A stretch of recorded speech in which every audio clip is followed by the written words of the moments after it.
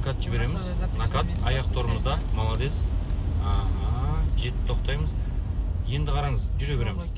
Поворотниктарды қоспаңыз ерте. Неге? Өйткені бағдаршамға дейін бізде оңға бұрылыс бар. Жүре береміз газ беріп.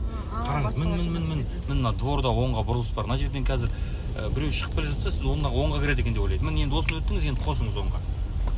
Вот. Енді асықпай торымыз беріп бұрыламыз оңға қарай. Қазір оңға бұрылғанда біріншісі автобустың полосы болады. Қараңыз, адамдар қызыл жанып тұр, бұра береміз.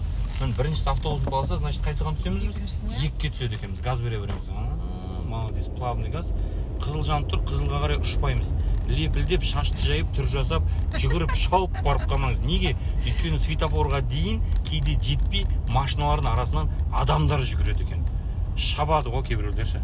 Мұқият қарап отыру керек та адамдар ше. Машиналардың арасынан жүгіреді.